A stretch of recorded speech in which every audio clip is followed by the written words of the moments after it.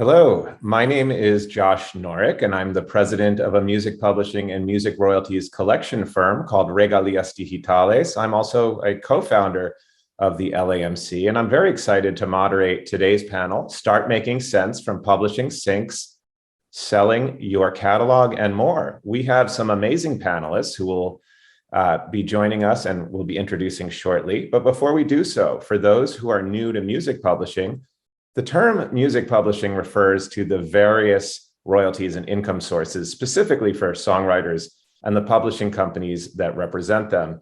You'll hear some terms today that I briefly want to define. Mechanical royalties in today's era refer to a songwriter royalty from on-demand streaming platforms like Spotify and Apple.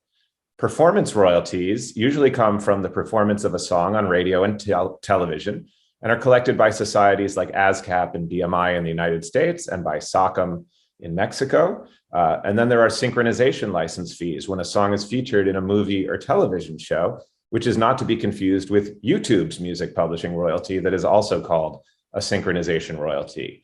And now, without further ado, I'd like to have my co-panelists briefly introduce themselves. We can go in alphabetical order of last name, starting with Bill Cisneros. Thank you. Appreciate it, Josh. So, Bill Cisneros, I am the president of Primary Wave IP Investment Management. We are managing about $1.5 billion, all of which is invested in music IP, focusing on legacy catalogs, iconic and legendary artists, people that everybody listens to, like Bob Marley and Whitney Houston and Prince and many, many, many others. And what's, I think, interesting about our firm is that, this company, Primary Wave, has been doing this for over 15 years, founded by Larry Mestel, who has a long history together with the other team members in the record business and started this company over 16 years ago. So pleased to be here today. I look forward to chatting about what we do all day long. So. And now Serona, Elton. Hi, so I am the head of educational partnerships at the Mechanical Licensing Collective, or the MLC for short. We are very much sort of the new kid on the block, and I know we'll be talking a lot more about what the MLC does in a little while. I'll just say that my role at the MLC is primarily actually to engage with music industry college programs, songwriting and composing college programs to help educate the next generation of industry professionals and creators. I'm also a professor, and I run the music industry program at the Frost School of Music at the University of Miami. So I was a great candidate for this role. And we'll be talking a lot more about the MLC in a little while, so I don't want to get too far ahead of ourselves, but you might guess based on the word mechanical in our title that we have something to do with mechanicals. And Lazaro Hernandez. Hey everyone, my name is Lazaro Hernandez. I'm the VP of A&R for Warner Chappell Music, focusing on US Latin and Latin America. Really happy to be here. My main role is just to seek out and develop new songwriters, producers, and artists in the Latin music world. And I'm excited to have a part of this conversation. And Liza Richardson. Hi there, I'm Liza, and I'm a music supervisor. I work on I'm an independent film and TV music supervisor. And one of my credits that applies to the Latin Alternative Music Conference is Narcos, but I also worked on Y Tu Mama Tambien back a long time ago, and tons of other stuff. Amy Roland. Thanks, Josh. My name is Amy Roland. I'm the VP of Sync and New Business for Sony Music Publishing, heading up the Latin America and US Latin markets. So day-to-day, doing everything that has to do with syncs, be it music and film, TV commercials, video games, and everything, the ever-growing world of sync in the new marketplace. So I'm excited to join the conversation. As our viewers will hopefully ascertain, we have some really wonderful panelists today who can cover a wide range of the various music royalties and income sources. So I'd love to start things by asking each of you, feel free to just chime in. What are some of the fastest growing music publishing revenue sources that each of you are seeing? And what other trends are currently happening in the music publishing world that perhaps weren't taking place a few years ago? I can jump in here, I guess. Streaming revenues continue to be the main driver of success. Paid subscriptions are growing every year, year over year. We've seen a 41% increase in 2020 for paid subscriptions, which is really great, in particular for Latin music, because in the past, it was a little low lagging compared to other genres. And so, yeah, it's been a major growth, and there's also been 30% in ad-supported subscriptions. So, streaming being a big driver, it's important to get these rates, see higher rates of return. It's really good. And I would just jump in and add to what Laz said. In the sync world, we've seen, especially since pandemic, a huge growth in what the live stream income brings to our songwriters and artists as they have opportunity to partner with brands. And we as publishers are able to help them monetize those opportunities. Anyone else?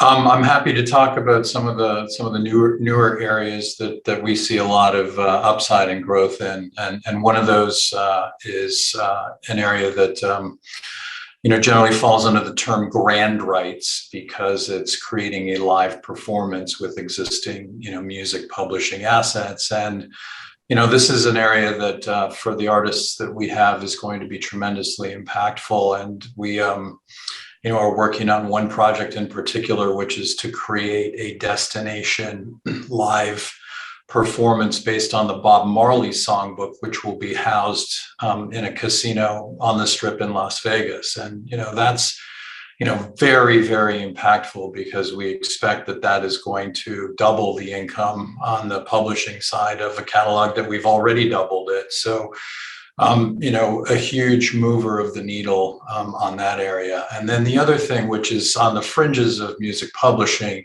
but also is a tremendous growth opportunity for people that have the right IP, is this thing called NFTs, which I, frankly don't understand at all, but it does, generate a lot of cash. So the story there that's pretty interesting to share with everybody is that we took a song from the Whitney Houston vault, which had not been, actually was really only a demo that hadn't been produced. And we sold that for $2 million in an NFT transaction. And I think obviously that's not a price that you can put on every unreleased demo under the sun, but I do think that, NFT is going to be a very, traditional asset class in the coming years, because it just, solves for the human vice, which I'm happy to say that I'm a collector. I collect stuff, and NFTs are going to fill that void, and enable people to collect a different type of asset in the future. So those are two, I think, really exciting areas for growth on the fringes of music IP. Some very interesting aspects, and I hadn't even thought about the NFTs before this panel. One term that I think a lot of people, if they're not hearing for the first time, have been only maybe hearing about recently, is mechanical royalties.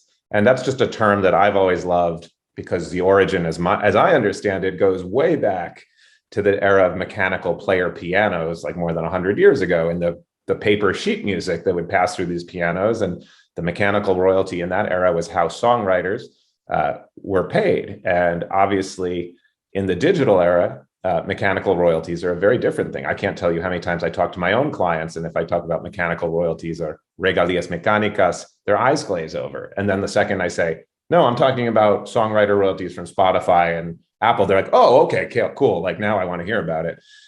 So I'd love, Serona, if you could talk to us a little bit about mechanical royalties and how they work, especially for independent songwriters and publishers, how they can collect these royalties. It's my understanding the MLC is planning to distribute more than $500 million, yes, billion dollars of previously unmatched mechanical royalties from services like Spotify and Apple this year.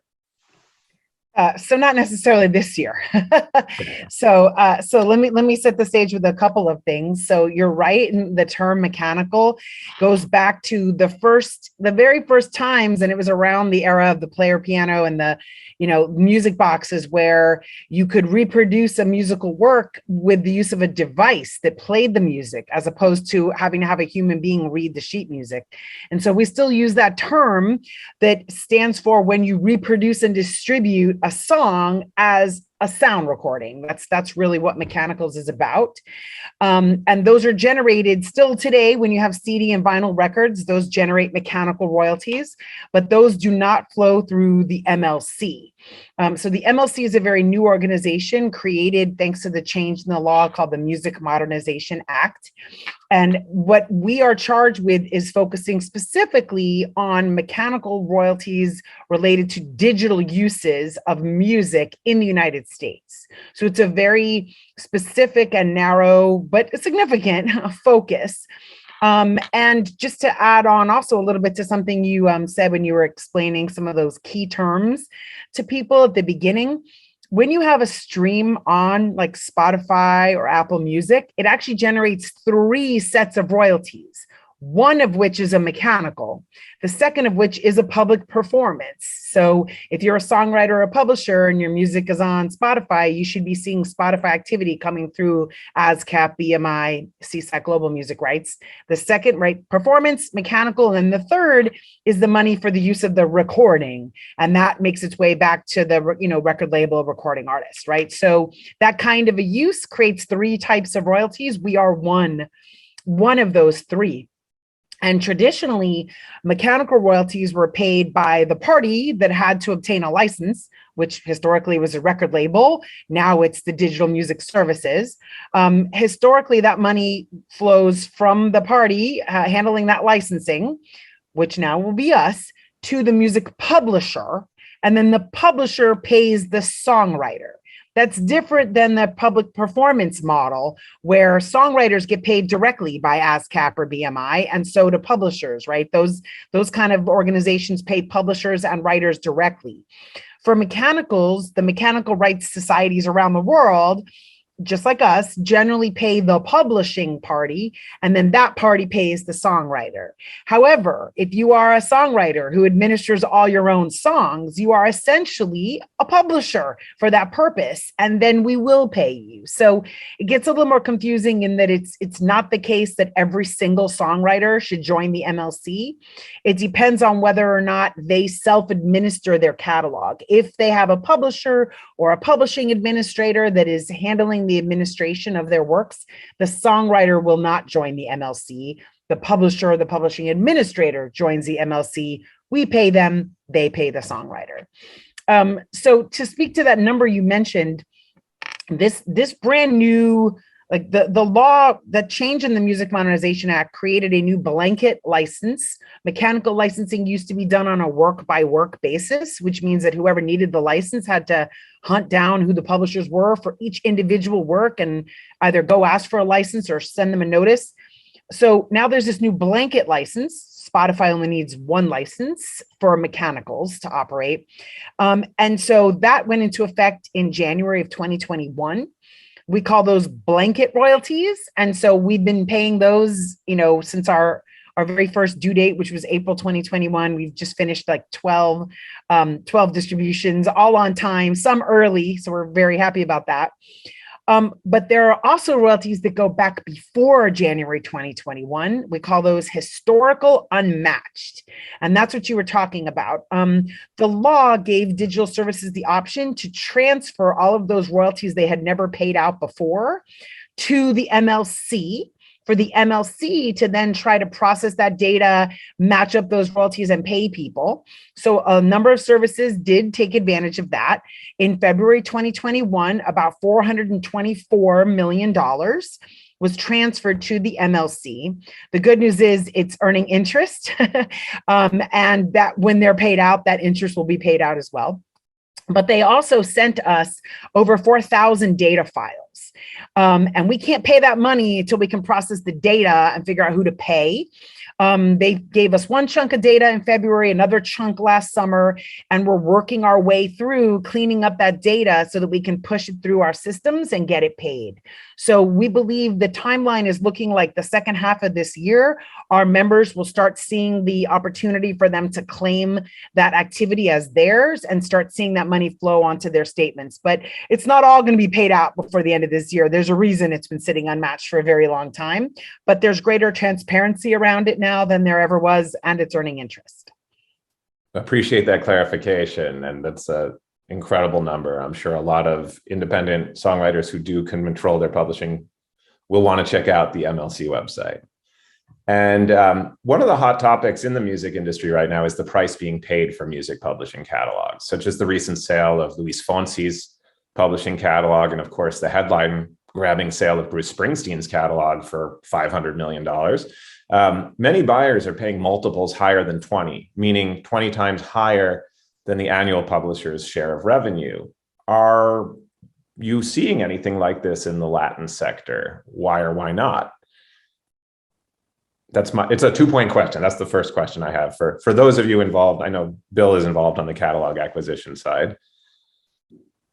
Yeah, no, happy to talk about it. And I think the answer is very straightforward, which is that, we would expect to see, pretty high multiples for the right Latin music. And, we've been involved in several situations where, we are consistently, providing high multiples on high quality assets. And that's, includes Latin artists. We can't really talk about any big signature transactions yet, but I would expect to see that be the case going forward. And look, I can certainly share that we've bought some of the most important music publishing catalogs, and we've been regularly paying some pretty aggressive multiples.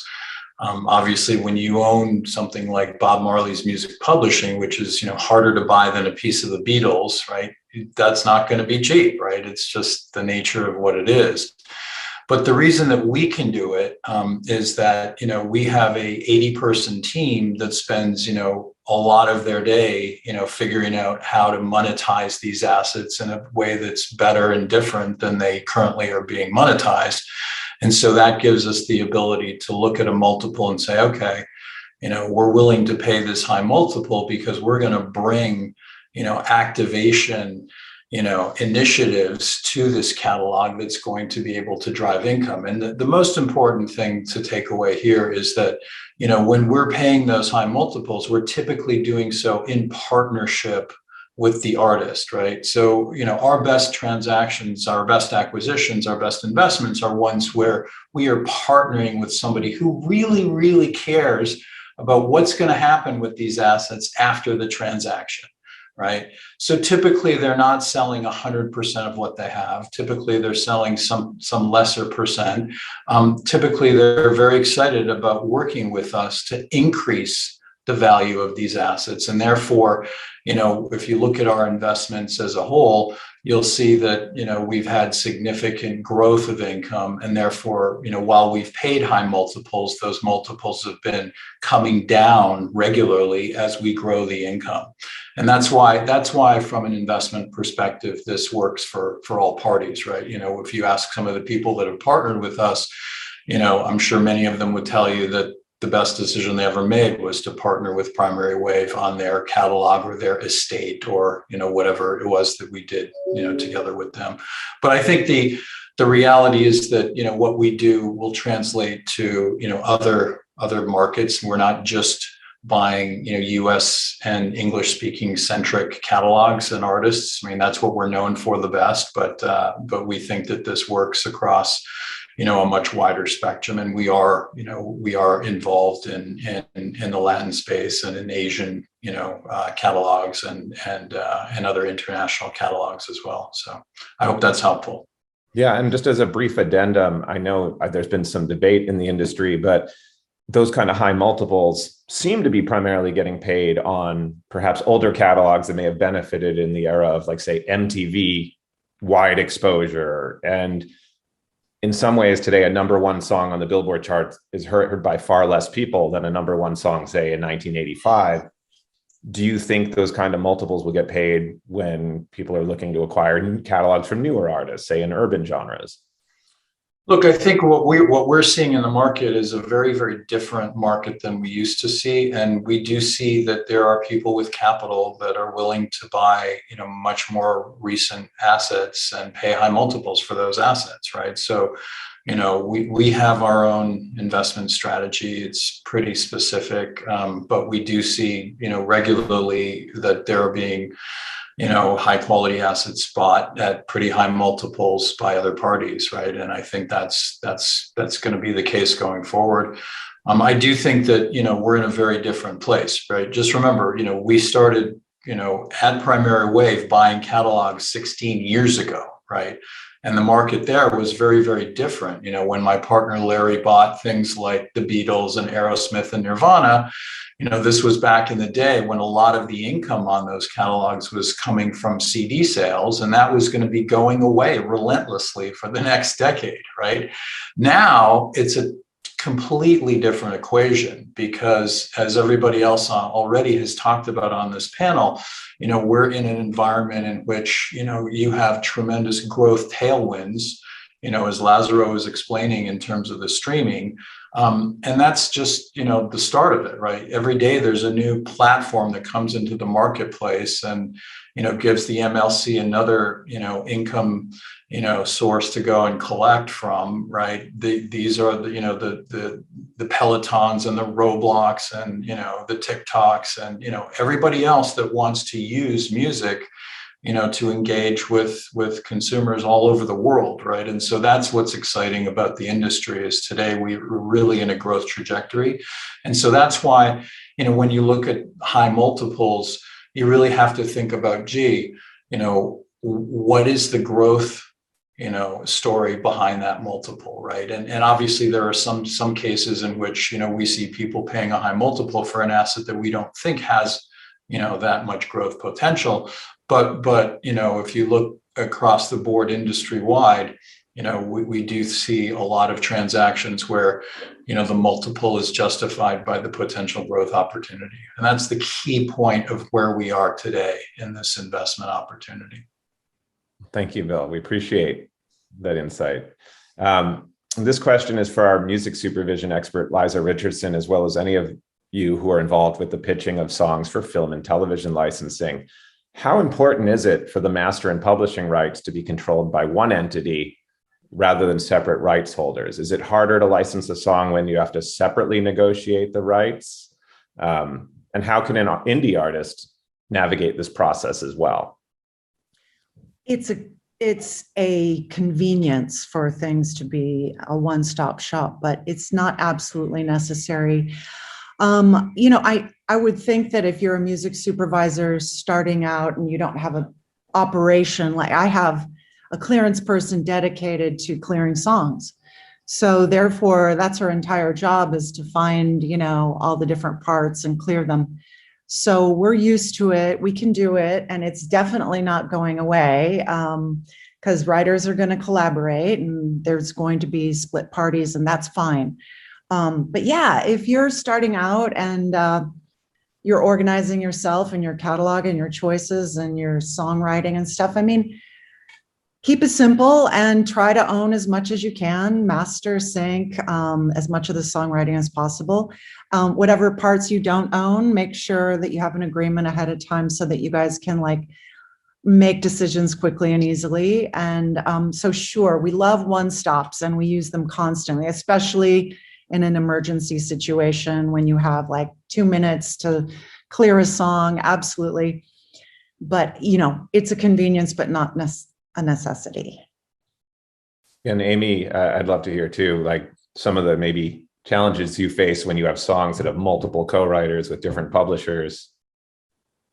Yeah, I'm actually sitting here thinking of an example of there was Liza's great at finding these really obscure tracks, especially for nautical, she was. And I know there was one of our focuses as a publisher is if we don't have a one-stop, which is the majority of the time, try to make that experience for the client a one-stop kind of an experience. So, if that means speaking to our colleagues over at Warner Chappell or wherever else, that we share a song, working together as, to move that forward.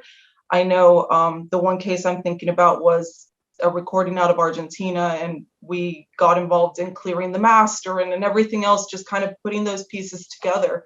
It was so that's what we tried to do to give that experience. But certainly we also have a team of songwriters who really get what it is to tailor the music for the projects, to make one-stop shops. I think it's important that it's never at the detriment of the quality of the music of the song. A hit song is a hit song, and that should be first. So if it's a songwriter who doesn't have the ability to write and produce and record and everything, well, then they should collaborate.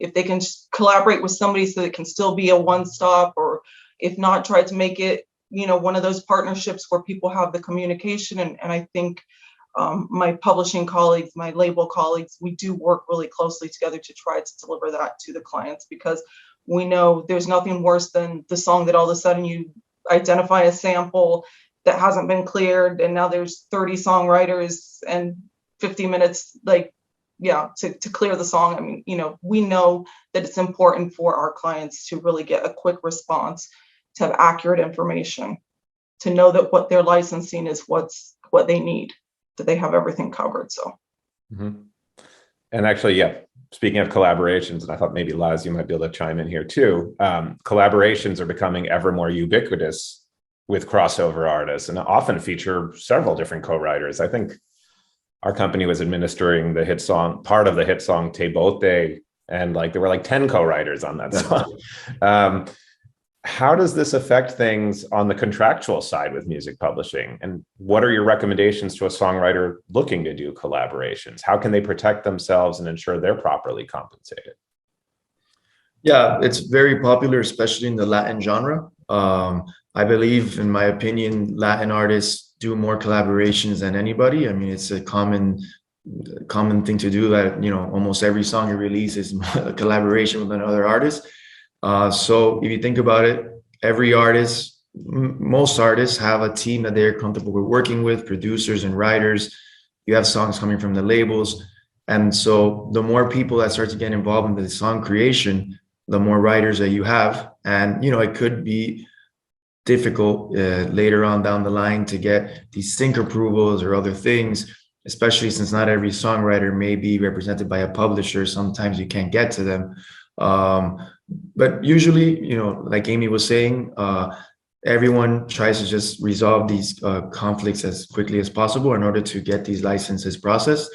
And then as far as publishing contracts, I mean, the MDRCs that a lot of contracts used to have, they're going away more and more. Everything is into recoupment. So it's just, on the one side, the larger percentage that you may have of a song, the easier it is to make money for yourself and recoup quicker. And, something that songwriters got to keep in mind, the more people that are involved, the less percentages they have. But it's something that as a songwriter, I feel like it's hard to control. Some major producers and major songwriters really try to, when they have the pool and the leverage, to control that. But usually, it's not up to them. It's the labels and the artists themselves that are deciding, who's collaborating in these different songs. So it's like a double-edged sword. Yeah. What advice, everyone feel free to chime in here. What advice would you give to independent songwriters starting their career right now? What are some of the ways they can potentially boost their publishing earnings? Basically, the biggest advice I would say is that, it's a tough market, it's a beautiful creative world, but you have to treat it like a full-time job. The more hours that you put into it, the more success you're going to have. You have to be really great at networking. Go to as many events as possible, meet all the songwriters in your town. Instagram is very popular. I know a lot of my writers meet new people and artists through Instagram. First step, I feel like PROs are always a good first step for a lot of people to get in the door. And then also publishers, through us, we meet lots of upcoming songwriters through our songwriters. That's why it's important to know your local network.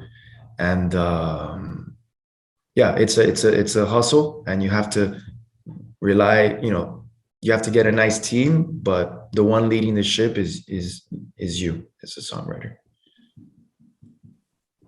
I'll chime in just to say, don't lose any money. In that, affiliate with a PRO, learn a little bit about publishing administration so you can make sure that if you do get that opportunity to be involved in a song that is then streamed on different kinds of services and played on the radio and different outlets, that you're not losing that money because you didn't know what you were doing and didn't get that song registered correctly. So spend a little time, like not so much that you take away from your creative time and your networking time, but spend a little time understanding how the business works and make sure that anything you do create that then, is going to be recorded and could potentially be distributed is registered in all the places it needs to be, so that if that then generates some revenue, it actually flows back to you. Yeah, and I'll just add my family's sad story, but part of the reason I'm in this business, my grandfather, when he was 17 years old, composed the lyrics to a hit song that has been recorded by Frank Sinatra, Etta James, Chet Baker, sold the rights for $50. He was 17, then he got drafted into World War II, and he had all kinds of experiences. Had he had something in writing, his outcome would have been very different. And I think many of us on this panel are probably very sensitive to the plight of independent songwriters. There's something to add, Josh. I think that's important also, is it's so important for songwriters and artists to have their business in order. So they need to know what their splits are. They need to have those split sheets signed. If they have a publishing deal, they need to deliver those to the publishers as soon as they're written. Don't wait for it to be recorded or to be synced or to anything else. At very least, make sure it's registered with the PRO. Have that catalog in order. By the same token, if they own the recordings, if it's an artist as well, have the master in the different formats. Chances are if it gets synced, they're going to need an instrumental, they're going to need a vocal track, they're going to need to have that so that it's really organized in a way that you can deliver quickly, efficiently.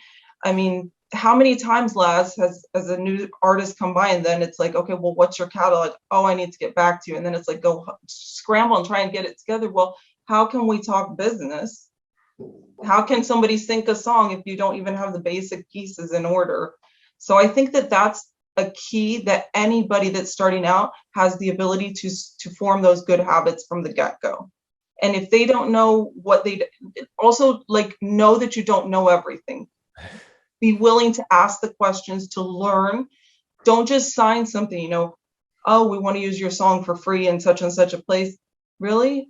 Most things in life aren't free. Maybe something can be discussed and negotiated here. And if there's a contract, don't just sign it blindly, go look. How many times do people sign and they're like, oh, I didn't know I signed it. Well, you signed something. Perpetuity is forever. Exclusivity is exclusive.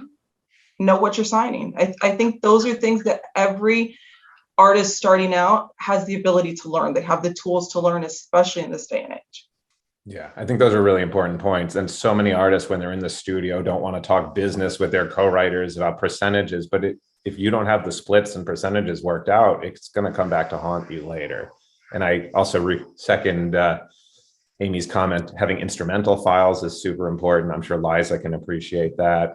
A song title. Song titles. Believe it or not, we get lots of folders full of track 1, track 2, track 3, track 4. And I just to add, sorry to interrupt, but I just thought, Amy spoke so well about, getting your act together.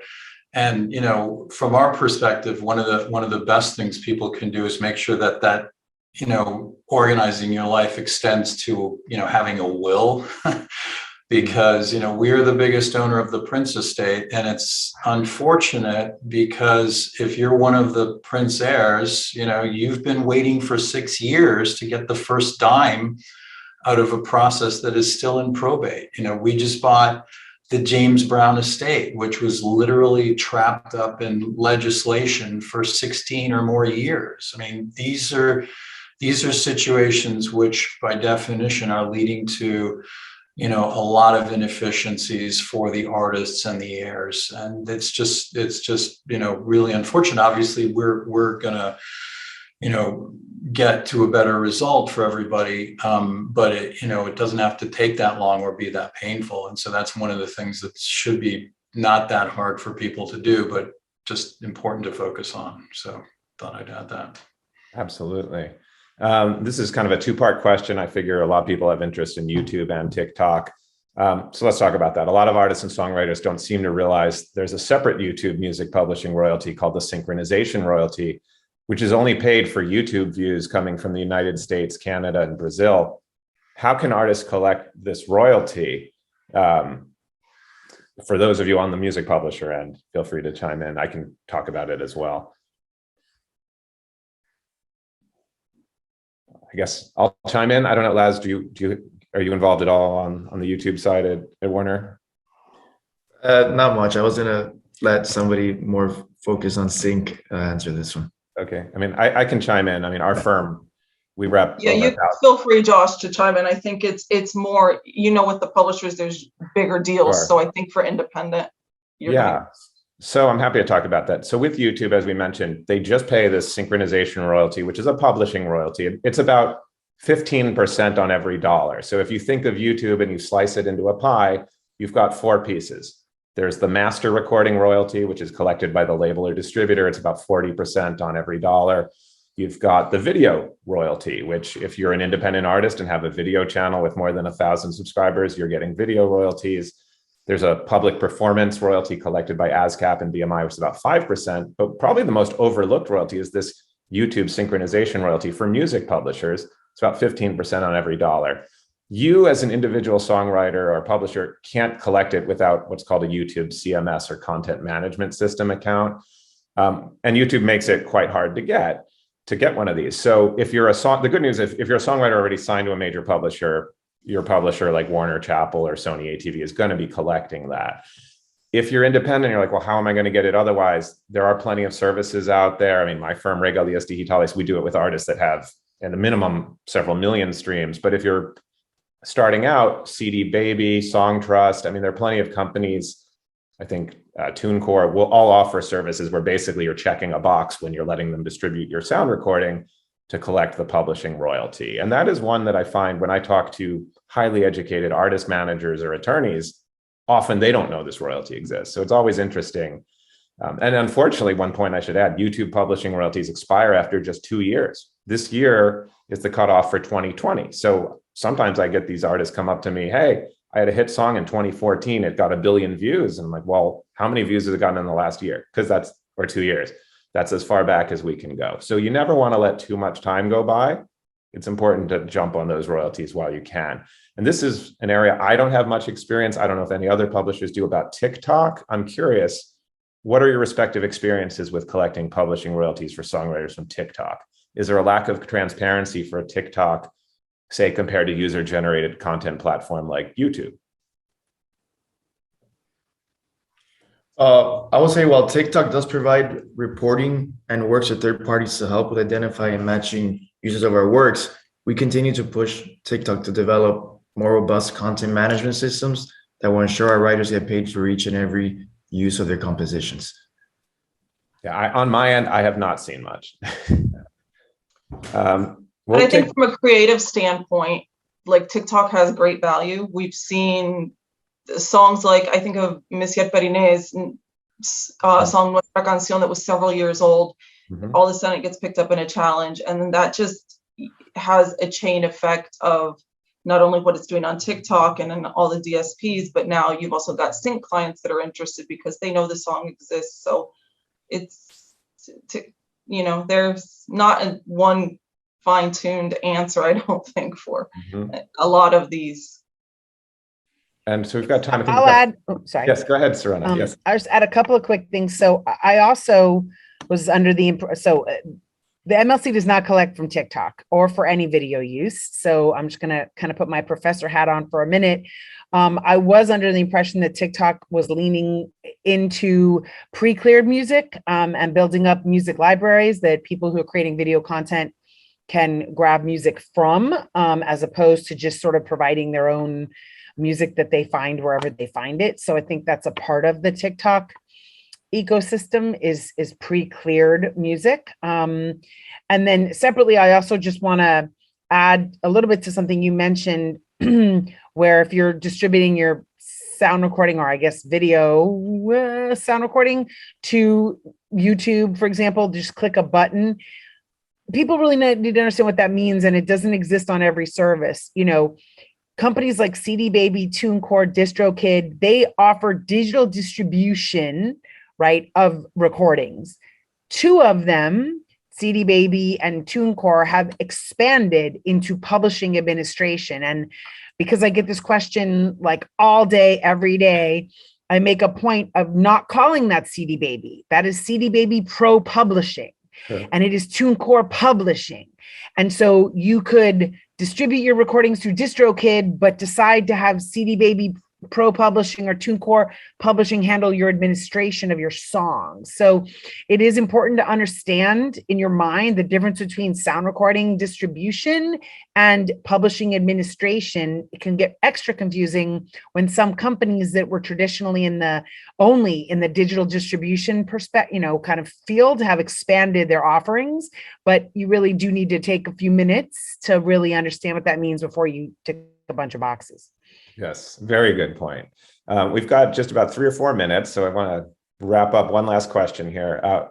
We'll try to be as brief as possible. One of the biggest mistakes that are often made by songwriters is not registering their works with a performing rights society such as BMI or ASCAP in the United States, or societies like SACM in Mexico and SADAIC in Argentina. Can you please explain briefly what royalties these societies do and do not collect, and explain maybe how the separate writer and publisher shares work? Sure, I can jump into that one. So yes, like I mentioned before, super important, and it's usually the first step that a songwriter may take in getting into the music publishing and royalties world. The big ones in the US, BMI, ASCAP, and CSAC. Then we have the international ones. All the countries have the different ones. So basically, they collect performance royalties, which are royalties from radio, live performance, and in-store performances are the most popular ones, like any grocery stores. All these places that you're going to that are listening or playing music are paying royalties to them. You would get the writer share, all paid directly to the songwriter, and then the publishing share will get paid to the publisher, of which we'll take a contractually negotiated percentage of that, and the rest will go to the recoupment of the songwriter. If the songwriter doesn't have a publisher, it usually just goes all to them. But in that case, they don't have, many times they're missing of the extra collection that we do and checks and balances that we may do as a publisher. Very helpful. And I'll just chime in, Josh, because there is a difference with how international societies pay versus American societies or societies here in the United States. Mm-hmm. So if we look at SADAIC actually collects on all income types. They are the only entity in Argentina that can collect, and they pay through to publishers. That's for publishing income. So they collect performance income, which Laz just went into details, synchronization, mechanical, everything is paid through SADAIC. Some of the other societies, both in Latin America and I understand in Europe also, will collect performance and mechanical royalties. So it's also, in the United States, we always say sign with a PRO first, and probably that's generally speaking a good rule, but the rules do change per country. There's some countries where if you sign those, it's more akin to signing like a publishing agreement. So just, again, I think it goes back to really try to educate yourself and understand before signing. Yeah, but don't take so long that you don't sign and register. Yeah, all of us have been dragged kicking and screaming from vinyl, cassette, CD, MP3, streaming, and in some ways back to vinyl. But so much has changed. It's a lot more complex in some ways, many different types of royalties to chase down, but also many different more opportunities than there used to be. So I want to thank our many wonderful panelists today for joining us at the LAMC's Start Making Sense from Music Publishing, Synchs, Selling Your Catalog, and more. Bill Cisneros, Serona, Elton, Laz Hernandez, Liza, Richardson, Amy, Roland. Thank you so much for joining us today. Thank you, Josh. Thank you. Our pleasure. Gracias a Thank you, todos. guys. Gracias. Thank you. Ciao.